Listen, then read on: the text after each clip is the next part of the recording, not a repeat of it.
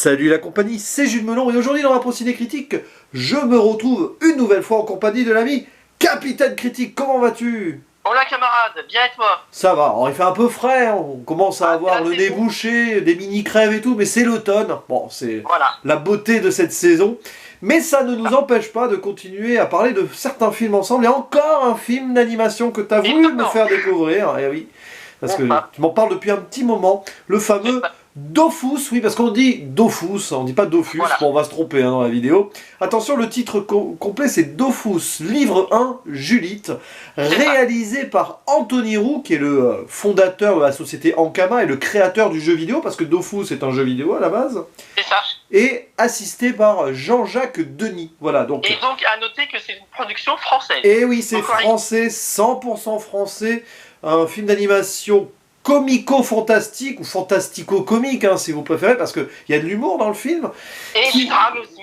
et dramatique, alors, qui se déroule dans un monde imaginaire, à Bonta. Alors, Bonta, c'est une sorte de... Il y a plusieurs mondes hein, dans cet univers, voilà. C'est ça. On est en l'an 400, alors, voilà, où on se retrouve avec un petit garçon qui s'appelle Joris, qui est C'est ça. voilà, une sorte de créature. C'est humanoïde, mais pas vraiment des humains. Voilà, c'est compliqué à expliquer. C'est dans l'heroic fantasy. Voilà. Et qui vit avec son papy-chat, son père adoptif. J'aime bien C'est ça.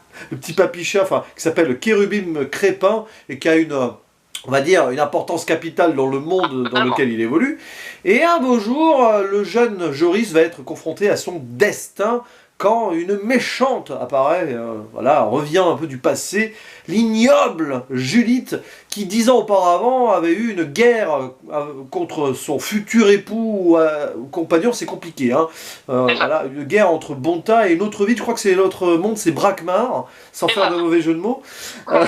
C'est particulier. Et au 69e jour d'une guerre entre les deux, 69, Brakmar, c'est amusant, Voilà. voilà, il y a eu un amour qui est né entre les deux ennemis, et voilà, donc le monde un petit peu, 10 ans après, on se retrouve à célébrer, enfin, à se rappeler de la mort du roi, et c'est là que Julite revient pour faire ce qu'elle a envie de faire. Et c'est très difficile de faire le synopsis sans spoiler, vous l'avez compris, c'est C'est un ça. univers assez riche. Il y a des histoires d'œufs de dragon, donc les Dofus, ce sont des œufs de Voilà. dragon, voilà. C'est ça, grosso modo. Et donc il y a une quête qui va se dérouler autour du petit Joris et de personnages divers tels que Baccarat ou le champion de sport local, le Bouffball, certain Can Carcasse, qui sera le comic relief du Voilà. métrage. Voilà. Alors, je sais que t'aimes beaucoup toi, mais qu'en penses-tu C'est du ça. coup? Comment juges-tu l'amour que tu portes à ce film? Alors, ça va faire la troisième fois que je vois ce film. Ouais. La première fois que je l'avais vu au cinéma, j'avais été bluffé par ce film-là. Et à chaque fois que je le vois, je suis toujours admiratif de ce film-là. Mon amour de ce film grandit au fur et à mesure que je le vois. Principalement, sa plus grande qualité pour moi, c'est l'animation. Ah oui. Pour le coup, justement, comparé à Phantom Boy qu'on a vu il y a peu, la différence de niveau est là. Ouais. J'adore la mise en scène de ce film, que ce soit les effets de lumière, les combats, la levée de poussière et tout ce qui s'ensuit. Mais j'aime beaucoup aussi le scénario et le développement des personnages que je trouve assez attachants. Et même si certains moments sont classiques, ça marche dans ce sens-là. Ouais. Je conçois que l'histoire peut paraître assez, on va dire, fouillie, et peut-être aussi que la première fois qu'on le voit, c'est vrai que pour le résumer, ce n'est pas forcément évident parce que l'univers est très riche. Oui, oui, oui. Mais je trouve qu'il a quand même malgré tout une certaine cohérence dans son entier, et en soi, si on ne retient pas forcément tous les noms ou si on n'a pas forcément toutes les informations, je trouve que l'histoire justement du petit Joris est assez attachante et prenante pour que on puisse mettre de côté, on va dire, ce genre d'informations dans un film que j'adore de plus en plus. Oui, d'ailleurs, c'est marrant parce que là, tu viens de me rappeler quelque chose. Ouais. On n'a pas parlé des voix, parce que c'est des voix françaises, hein, et le petit Joris est doublé par une actrice de doublage qui avait, par exemple, doublé des personnages en Petit Dinosaure à la Vallée des Merveilles ou Fievel. Voilà. C'est ça, voilà, entre autres, voilà, une comédienne de doublage de grande qualité. Et c'est pas la première fois qu'une comédienne de doublage double des enfants, hein. Brigitte Lecordier pour Dragon Ball Z, il y a Jackie Berger aussi, on peut en citer plein comme ça. Et puis tiens, il y a alors, les autres voix, bon, assez connus parce qu'on les reconnaît, mais il y a une apparition du regretté Patrick Poivet à un moment aussi. Voilà. Qui fait un des dragons dans la deuxième partie du film. Oui, Voilà. oui, c'est vrai. Donc c'est un petit hommage au passage à ce grand acteur, comédien de doublage qui nous a quittés il y a quelques semaines. Alors qu'est-ce que j'en ai pensé moi? C'est ça que tu veux savoir. Ça, oui.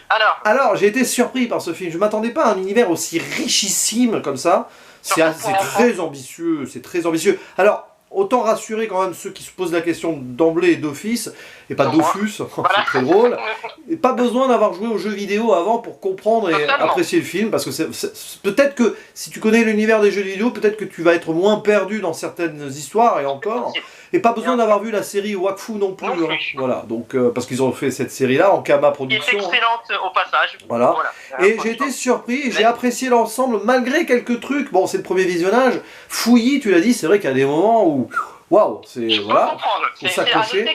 À noter que c'est vraiment le premier film de cette équipe-là. Oui.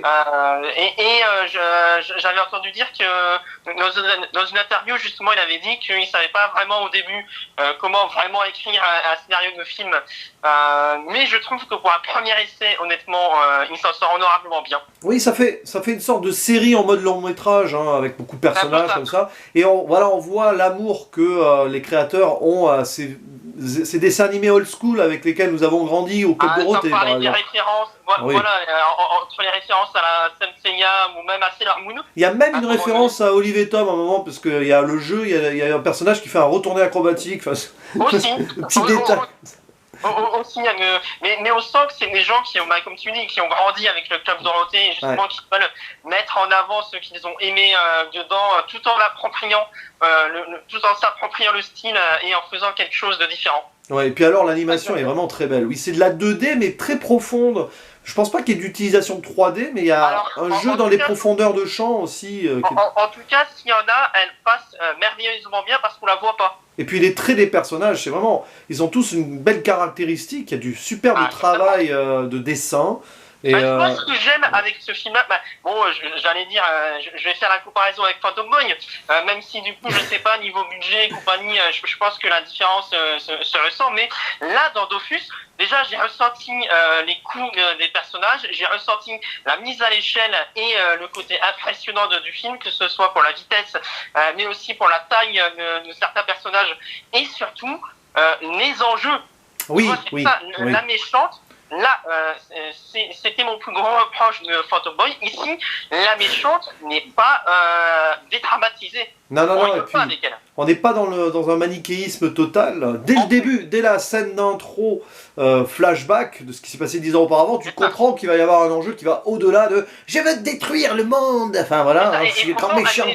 Et pourtant, c'est ça que j'aime bien. Justement, tu vois, ça, je trouve que c'est un méchant complexe réussi dans le sens où elle n'hésite pas à faire le mal. Ça ne lui plaît pas forcément, mais elle le fait. Et du coup, on ressent la menace. Et lorsqu'on a les explications qu'on a besoin d'avoir, sans pour autant adhérer à son propos, on comprend pourquoi elle le fait. Oui, alors un scénario à la fois complexe, enfin complexe si on veut, mais classique. J'ai bien apprécié l'ensemble sur le déroulé et tout. L'univers fantastique passe très bien. C'est assez... c'est riche, quoi. On en prend plein le visuel aussi. C'est très beau. Des moments où ils sont dans un monde un petit peu à part, là. Avec des petites créatures et tout. Il n'y en a pas non plus, genre, tous les 3 plans. Hein. On s'attache vraiment au développement des personnages principaux. Et là, j'en viens un petit peu au défaut pour moi du film. C'est le comic relief qui est trop appuyé. Alors, c'est pour les enfants. À la base. Et surtout, c'est vrai qu'il y a certaines blagues, on va dire, assez pour adultes quand même, de rien. Alors, c'est très axé sur le sexe, hein, quand même. Alors, sur les jeux de mots, de certains noms et compagnie, oui. Oui, et puis les sous-entendus, 69e jour, Brakmar, le personnage là du champion sportif, Can Carcasse, on met bien ses formes en avant. Voilà, mais en même temps, c'est montré quand même de manière un peu ridicule. Donc justement, ça sert un peu le propos. J'allais dire, je n'ai pas eu l'impression en voyant ce personnage que le film disait « Et les enfants, vous voyez, c'est à ça qu'il faut ressembler quand justement, c'est tourné de manière ridicule. » À la rigueur, ça rappelle justement les dessins animés des années 80-90. Je prends l'exemple du collège Foufoufou, par exemple. Ou encore Nicky Larson. Oui, mais tu sais, le collège Foufoufou avec les visages qui se déforment et tout, on a ça dans ce film aussi. Cette animation exagérée sur le comique par moment. Notamment le personnage donc, de Can Carcass qui en est pénible hein, quand même. Un but de sa personne est complètement ridicule à la fois. Mais à la fin, il a quand même sa Oui. petite évolution. Et il Ouais. sert quand même un peu le. Mais je suis d'accord, il y a pas mal de passages avec lui. Au bout d'un moment, je comprends qu'on puisse être un peu agacé par lui, mais et ça aurait été pire si le film avait été centré sur lui comme personnage principal. Mais heureusement, c'est pas le cas. Non, parce que le petit Joris, au moins, oui, ce qui est bien, c'est que dans ce film, on n'essaye pas de rendre adulte un enfant. Joris, il se comporte comme un enfant, il a ses doutes d'enfant préadolescent. Hein. À un moment, on fait une blague sur ses poils. Bon, Oui, bon, c'est ça aussi. Mais ce que j'aime bien justement avec ce genre de personnage d'enfant, c'est que il fait des erreurs, Oui. les enfants, mais lorsqu'il fait des erreurs, il est puni. Entre Oui. guillemets, il y a les conséquences qui lui reviennent dans la tronche, et lorsque justement il apprend de ses erreurs, c'est là où il en ressort grandi, et du coup on accepte davantage l'évolution du personnage, qui fait que pour ma part j'ai pardonné les quelques petits défauts à droite à gauche de ce film. Et tout ce qui est intéressant autour de ce jeune personnage, c'est le côté amitié-famille, puisqu'il est orphelin, et il s'est fait sa propre famille, il s'imagine qui pourrait être ses parents, et à un moment, il y a le dilemme entre nouvelle famille ou la famille de cœur. C'est ça, l'adoption est vraiment l'un des thèmes centrales de ce Et film-là. il fait des erreurs. À un moment, avec Papicha, il fait une erreur, et il le regrette, voilà.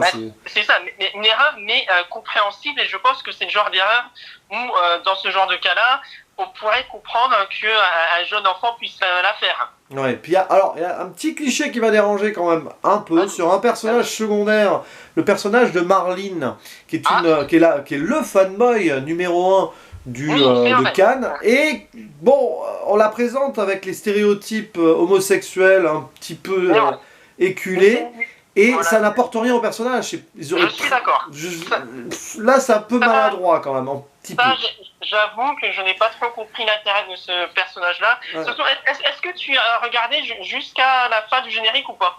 Oui, mais à la fin, il y a un logo, je crois, qui apparaît. Il y a une scène post-générique, en fait, à la fin. Ouais. Non, tu l'as... Non, malheureusement, oui, j'ai...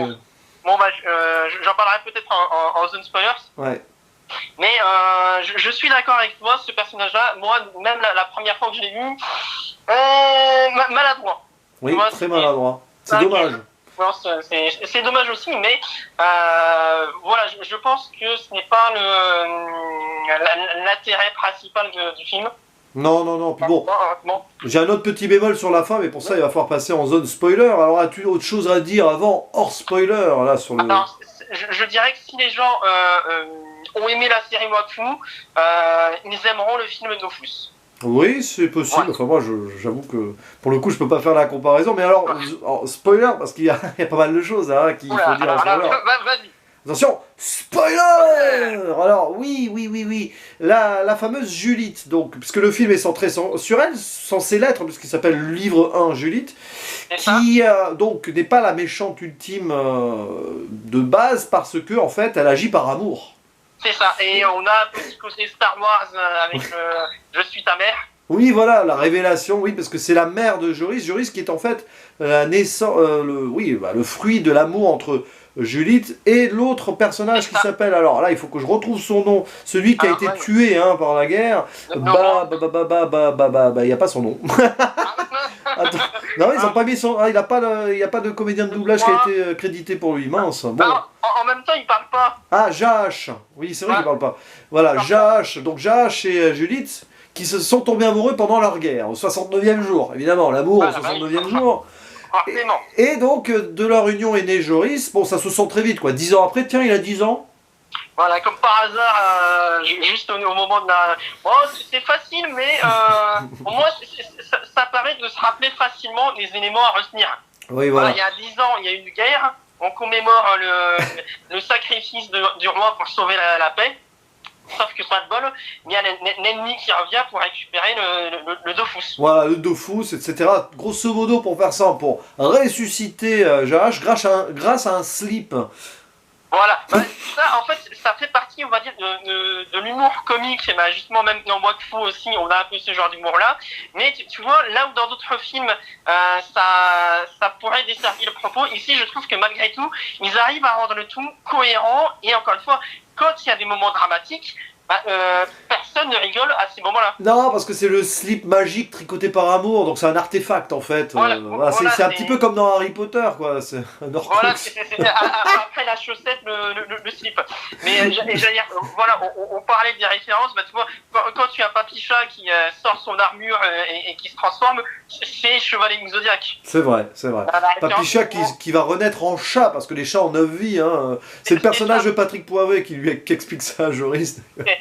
C'est ça, bah justement, quand il y a ce dragon-là, justement, qui tente les autres personnages, et que tu vois la sœur du roi, justement, qui rêve de ce qu'elle pourrait être, et qui se transforme en Sailor Moon, bah Oui. voilà, la transformation, c'est littéralement Sailor Moon. Par contre, tu disais, les moments dramatiques sont bien gérés. La mort de Papicha est très touchante, par exemple. Totalement. Voilà, la mort du frère de Papicha, qui est un antagoniste au début, qui va évoluer en allié aussi, qui va se sacrifier, est pas mal aussi.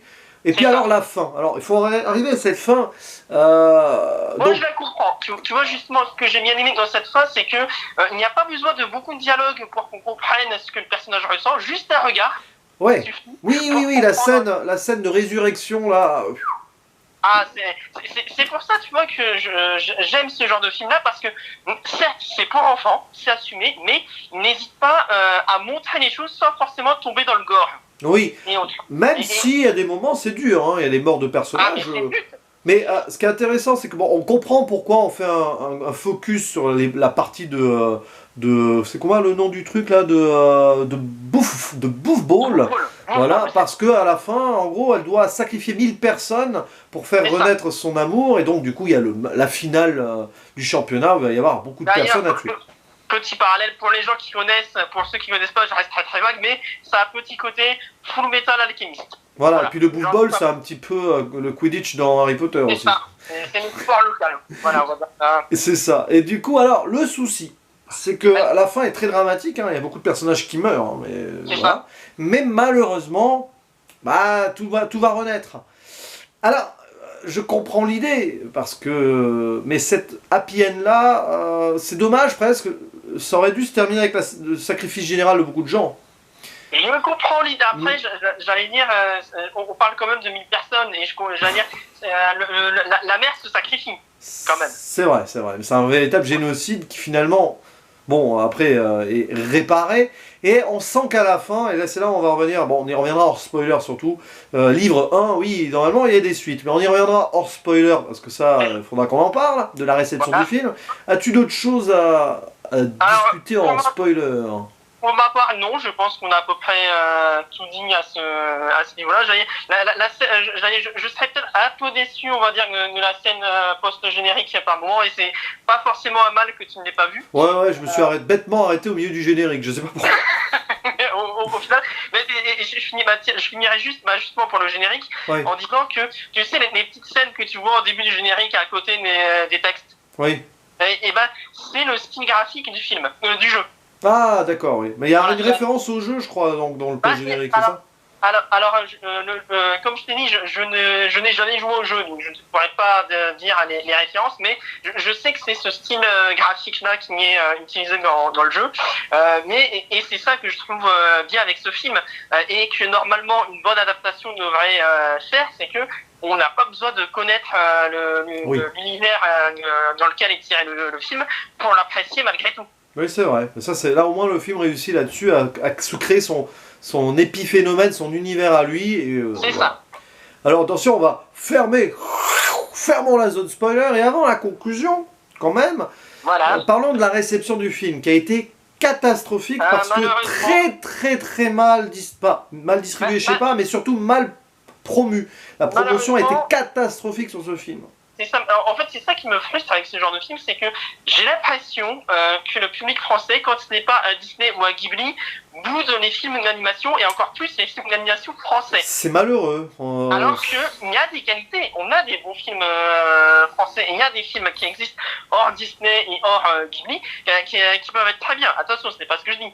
Mais quand je vois ce genre de film-là, et quand je vois qu'en parallèle, on a des films, alors c'est pas d'animation, mais ça reste français, on a des films comme Les Tuches qui arrivent à avoir presque 4 films bientôt, et entre Les Tuches et Dofus, Je pense qu'on peut s'accorder sur le fait que Dofus a plus de qualité que les tuches. Ah, disons qu'il y a beaucoup plus de créativité, ça c'est certain. Et d'ailleurs, anecdote, le film Dofus est sorti en même temps qu'un des Tuches, et c'est ça qui a explosé d'ailleurs, parce que... Les Tuches 2, il me semble que qu'il est sorti en même temps, et c'est frustrant, parce que les gens préfèrent rester sur une valeur sûre. Là, moi, justement, je me souviens quand j'étais dans la salle la première fois, au cinéma, il y avait quasiment personne. Et d'ailleurs, Anthony Roux et Ankama Productions, du coup, tablaient sur 900 000 entrées pour pouvoir assurer une suite. Or, il y a eu 10 fois moins d'entrées, même pas 100 000 spectateurs, c'est terrible. Donc, malheureusement, là, on en reste au livre 1. Il y a des rumeurs vagues comme quoi, peut-être qu'un jour on aura le livre 2, mais pas demain. J'espère en fait que la dernière saison de Wakfu, qui est en préparation et qui a eu un financement participatif, il me semble assez réussi. J'espère que la dernière série qui est disponible sur Netflix, au passage, j'espère que ça permettra de redonner un regain d'intérêt pour la licence et pour le film Dofus. Ouais. Il peut avoir peut-être justement un second souffle, j'espère, et donc qu'on n'ait pas la perte de la suite de la film, même si en soi, au final, le film se suffit à lui-même. Oui, même s'il y a une ouverture finale qui donne envie d'en voir plus quand même. C'est ça, il y a une fin ouverte, mais au moins il ne finit pas sur un cliffhanger si jamais il n'y avait pas de suite. Mais ça serait dommage de s'arrêter en si bon chemin. Voilà. Bon, alors ta conclusion et ta note sur ce Dofus, livre 1, Judith. Alors, ma note, alors là, ça sera totalement subjective. Je suis d'accord sur tous les défauts qu'on a pu citer au préalable, mais malgré tout, je lui mets à titre personnel un beau 9 sur 10. J'ai encore deviné ta note avec mes notes. C'est marrant. Alors, je noterai qu'il y a une certaine cohérence. C'est vrai.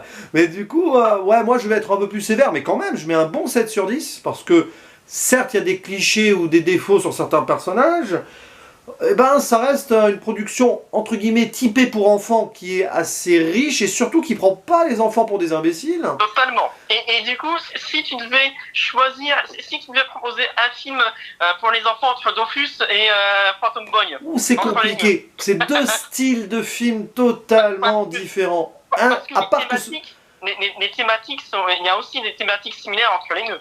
Ouais, le deuil, la recherche de la famille et tout ce qui s'ensuit. La quête d'un enfant, oui, voilà, qui a envie de vivre son aventure.